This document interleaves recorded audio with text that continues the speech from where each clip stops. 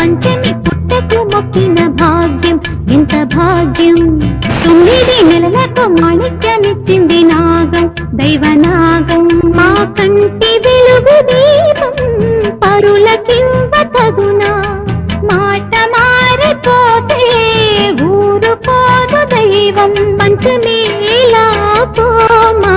నాగుల పంచమి పుట్టకు మొక్కిన భాగ్యం ఎంత భాగ్యం 9 నెలలకు మాణిక్యమిచ్చింది నాగం